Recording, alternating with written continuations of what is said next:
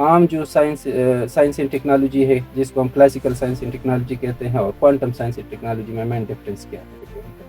उनका बहरहाल शायद वही बात थी कि वो उस वक्त जो था उसका ख्याल यही था कि ये सर, ये जो श्रोडिंगर केट या श्रोडिंगर बॉक्स के बारे में वो बात हुई। है श्रोडिंगर केट का जो एक्सपेरिमेंट था, मैं मतलब ये है कि वक्त मुझे लगता है कि शॉर्ट है। बिस्मिल्लाहिर्रहमानिर्रहीम।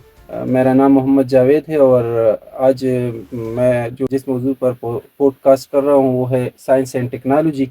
इस मौजू पर मैंने जिस मेहमान को इनवाइट किया हुआ है वो है डॉक्टर इफ्तिखार साहब।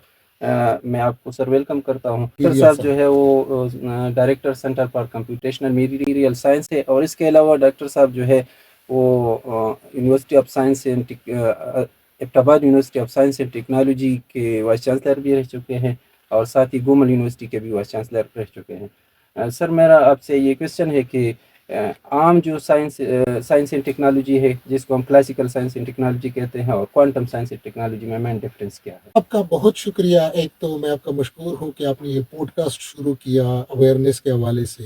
ये इसकी बहुत बड़ी ज़रूरत थी, और उम्मीद ये है कि आप और ये जो हमारी मीडिया टीम है, आप लोग मिल के इंशाअल्लाह अज़ीज़ इसको आगे बढ़ाएंगे, और इसका फ़ायदा इस यूनिवर्सिटी को भी होगा, इस इलाके को भी होगा, और इस मुल्क को भी होगा इंशाअल्लाह। अब सर, जिस तरह के आपका क्वेश्चन था कि देखिए कि क्लासिकल फिजिक्स में या क्वांटम फिजिक्स में क्या फ़र्क है।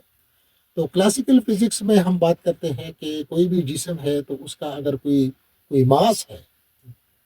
अब जब हम उसको फॉर एग्जांपल पत्थर को फेंकते हैं, अब जब पत्थर फेंकते हैं तो उसके सारे ट्रेजेक्ट्री का या इसके सारे रास्ते का हमें 100% एक्यूरेसी के साथ पता है किस वक्त ये पत्थर किधर होगा।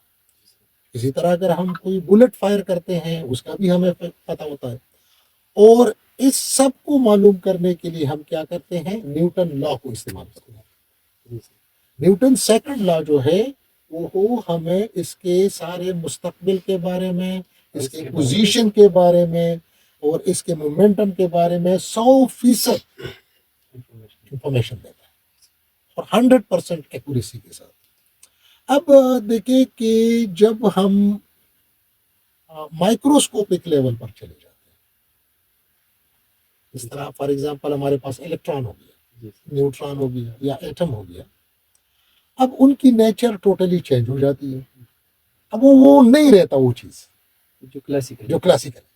अब फॉर एग्जांपल अगर मेरे पास देखे कि ये मेरा सेल फोन है, इसको देखे इसका मास है जी सर, इसको अगर क्लासिकल फिजिक्स में मैं डील करूंगा तो इसके मास को मैं मास ले लेता हूं जी सर, और इसके मास को जब मैं मास ले लेता हूं फिर न्यूटन लॉ के तहत इसको फिर मैं सॉल्व करता हूं, और न्यूटन लॉ क्या है, F is equal to ma।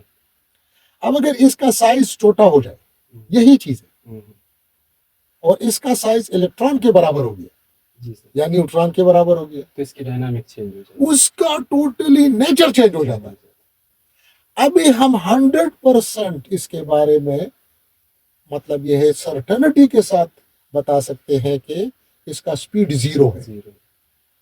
लेकिन जब ये इलेक्ट्रॉन के लेवल पर चला जाएगा तो हम ये नहीं कह सकते कि इसका स्पीड 0 है, डिटर्मिनेशन नहीं कर सकते। इसका स्पीड 0 हो ही नहीं सकता, क्योंकि उधर 0 पॉइंट एनर्जी आ जाएगी, सिस्टम सारा का सारा। और उसके साथ साथ एक और चीज आ जाती है, उसको हम कहते हैं अनसर्टेनिटी। अब इसका पोजीशन कोई भी किसी भी एक्सपेरिमेंट, कितना भी सोफिस्टिकेटेड हम कोई एक्सपेरिमेंट का सेटअप बना ले, इसके पोजीशन और मोमेंटम को हम 100% एक्यूरेसी के साथ मालूम नहीं कर सकते। इसमें अनसर्टेनिटी होगी, और वो अनसर्टेनिटी इसकी नेचर है, इसकी फितरत है। अभी इसकी फितरत है कि इसमें ये अनसर्टेनिटी होगी। अब जब इसकी ये फितरत चेंज हो गई, इसका नेचर चेंज हो गया, तो अब ये जो पार्टिकल है ये तो एक है, एक जगह पर एग्जिस्ट करता है। अब इसको हम एज अ पार्टिकल नहीं लेंगे अगर ये इलेक्ट्रॉन होगा, इसको हम in the form of wave लेंगे। और आपको पता है कि वेव का तो स्प्रेड होता है, अब जो वेव का स्प्रेड है तो ये इलेक्ट्रॉन एक जगह से ज्यादा जगहों पर एक साथ एग्जिस्ट कर सकता है। कर सकते, प्रोबेबिलिस्टिक हो गया। अब ये प्रोबेबिलिस्टिक हो गया।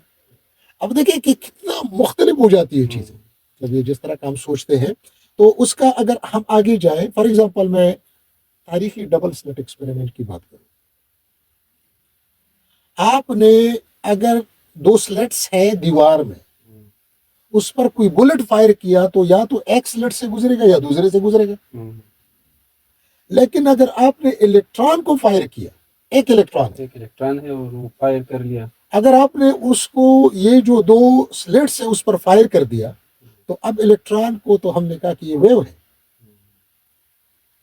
तो वेव का आपको पता है कि जब पानी के पॉन्ड में हम पत्थर फेंकते हैं तो रिपल्स बनते हैं, रिपल बनते हैं, और रिपल्स हर तरफ जाते हर हैं, तरफ मूव कर सकते हर तरफ मूव करते हैं। तो ये जो रिपल्स है, रिपल्स का एक पाथ नहीं है जी, बुलेट का, तो एक पाथ था। बिल्कुल अब रिपल्स के इनफिनिट पाथ्स है। बात हो सकती अब ये जो इलेक्ट्रॉन मैंने फायर किया, ये जब वेव बना, तो अब ये वेव का एक पाथ नहीं है, है। ये दोनों में से जा सकते हैं, दोनों ये से दोनों से गुजरेगा, दोनों में से गुजरेगा। अब ये जो पार्टिकल है ये दोनों से गुजरेगा, क्योंकि वेव जो है, वेव आपको जिस तरह हमारी बात हुई कि वो दोनों से गुजरेगा। तो ये देखिए कि कितना मतलब ये है कि टोटली डिफरेंट वर्ल्ड। तो ये इलेक्ट्रॉन जब गुजरता है तो एक स्लेट पर भी एग्जिस्ट करता है, और उसी वक्त ये दूसरे स्लेट पर भी एग्जिस्ट करता है। और यही इस वक्त बेस बना है आपके क्वांटम कंप्यूटिंग का। सर ये जो श्रोडिंगर केट या श्रोडिंगर बॉक्स के बारे में वो बात हो रही है ना, तो इसमें और बाकी जो हमारे साथ एक्सपेरिमेंटल थॉट एक्सपेरिमेंट्स है क्वांटम मैकेनिक्स में, उसमें मेन डिफरेंस क्या है? सर असल में जो है श्रोडिंगर केट का जो एक्सपेरिमेंट था, मैं मतलब ये है कि वक्त मुझे लगता है कि शॉर्ट है, लेकिन उसके हवाले से मैं बता दूंगा कि श्रोडिंगर केट का एक्सपेरिमेंट ऐसा था। पहले उससे पहले मैं बता दूं कि जी। 1925 में जी सर। मैक्स बोर्न ने ऐसा किया कि उसने उसके पेपर में पहली मर्तबा क्वांटम का लफ्ज आया लफ्ज आया 1925 में। 25 में सर। तो क्वांटम मैकेनिक्स का 2025 में जो 100 साल पूरे हो गए। जो क्वांटम साइंस एंड टेक्नोलॉजी का ईयर मनाया जा रहा है, वो भी उसी के हवाले से सेलिब्रेशन पे, उसी के सेलिब्रेशन है कि 100 years is just the beginning, it's just the beginning. अच्छा, उसमें अब मैं उस क्वेश्चन की तरफ आता हूं। तो उस क्वेश्चन में देखे कि जब हम श्रोडिंगर केट की बात करते हैं, तो जिस तरह हमने न्यूटन लॉ की बात की कि न्यूटन लॉ के तहत हमारे पास एक मास है, और उस मास को हम जो है न्यूटन लॉ के तहत उसके फ्यूचर को मालूम कर सकते हैं। अब जब हमने कहा कि इलेक्ट्रॉन है या प्रोटॉन है या एटम है या मॉलिक्यूल है, अब जब हमने कहा कि ये वेव है, तो न्यूटन लॉ तो अब वेव को तो सॉल्व नहीं करेगा। उसके लिए श्रोडिंगर ने एक इक्वेशन को डेवलप किया, और उसको कहते हैं श्रोडिंगर्स वेव इक्वेशन। अब देखिए कि वेव्स हमारे पास, देखिए कि अगर आपके पास दो वेव्स आते हैं, दो वेव्स एक दूसरे के साथ इंटरफियर होते हैं, और उनके इंटरफियरेंस के बुनियाद पर कभी आपको मैक्सिमम मिलता है और कभी मिनिमम मिलता है। तो जब हमने इसको वेव कंसिडर किया पार्टिकल को, तो नेचुरली ये फिर वो उसको ओबे करेगा, उसको ओबे करेगा। अब श्रोडिंगर्स केट का जो एक्सपेरिमेंट है, ये मतलब ये है कि इसकी शुरुआत भी यही है कि पहले तो श्रोडिंगर ने थ्योरी पेश की। आइंस्टाइन जो थे वो इस थ्योरी से खुश नहीं थे, क्योंकि वो प्रोबेबिलिस्टिक नेचर के सपोर्ट में नहीं थे। वो लोग कल इस थ्योरी के बारे में बात करते, वो कहते थे कि God does not play dice with the nature, God does not play dice with the nature. मतलब अल्लाह ताला जो है प्रोबेबिलिटीज पर उसने निज़ाम को नहीं बनाया, वो डिटर्मिनिस्टिक मतलब ये है कि उसके हक में थे कि सारी चीज़ें डिटर्मिनिस्टिक है। कुछ इनकम्प्लीट चीज़ें हैं जो उस वजह से ये थ्योरी हम कह सकते हैं कि ये प्रोबेबिलिस्टिक है, उनका जो कंसेप्ट, उनका बहरहाल शायद वही बात थी कि वो उस वक्त जो था उसका ख्याल यही था कि ये जो प्रोबेबिलिस्टिक नेचर आ रहा है, ये कमियों की वजह से, कुछ पैरामीटर्स है जो इनकम्प्लीट है। एनीवे, तो उसके साथ फिर वही हुआ कि मतलब जब इसने अपनी थ्योरी को डेवलप किया, तो श्रोडिंगर फिर आइंस्टाइन से भी मुतासिर थे। तो उन्होंने फिर बाद में अपनी थ्योरी के अगेंस्ट लिखा। उसने आइंस्टाइन को लिखा कि आपकी बात के साथ मैं एग्रीड करता हूं कि देखिए कि हाउ इज इट पॉसिबल, आपने एक बॉक्स में एक कैट को रखा, ये एक थॉट एक्सपेरिमेंट है, और उसमें जहर को रखा, आपने ढकना बंद कर दिया।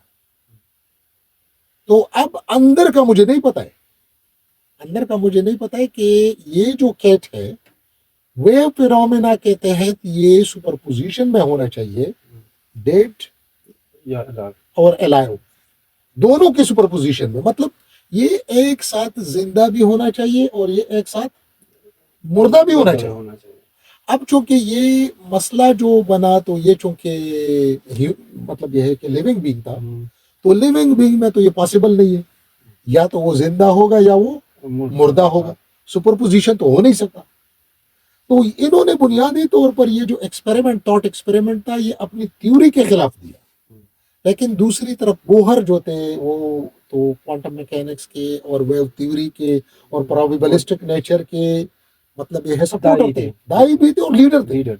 उन्होंने फिर कहा कि नहीं, उधर से उसने ये जो कंसेप्ट था इसको पकड़ा और उसने कहा कि ये जो केट है, अगर ये क्वांटम मैकेनिकल केट है, मतलब अगर ये लिविंग केट है फिर तो छोड़े, अगर ये क्वांटम मैकेनिकल केट है तो फिर ये दो स्टेट के सुपरपोजिशन में है, दोनों में ये एक साथ जिंदा भी है और एक साथ डेड भी है, और एक साथ डेड भी है, और ये इन दोनों का सुपरपोजिशन जो है उसका हमें उसका वेव फंक्शन देता है। अच्छा, उसने कहा कि हाँ, जब उस बॉक्स को खोलेंगे तो फिर उसके बाद सुपरपोजिशन जो है वो खत्म हो जाएगा, कोलैप्स ऑफ वेव फंक्शन, वो कोलैप्स ऑफ वेव फंक्शन हो जाएगा और हमें पता चलेगा कि यार ये तो इस स्टेट में है या इस स्टेट में है। तो ये जो है बड़ा इंटरेस्टिंग रहा है। शुक्रिया सर, आपको ने बहुत ज़्यादा इसके बारे में इंफॉर्मेशन दे दी। इंशाल्लाह नेक्स्ट जो पॉडकास्ट है उसमें हम एक और मौजू के बारे में बात करेंगे। आप लोगों का बहुत शुक्रिया। Thank you sir, thank you.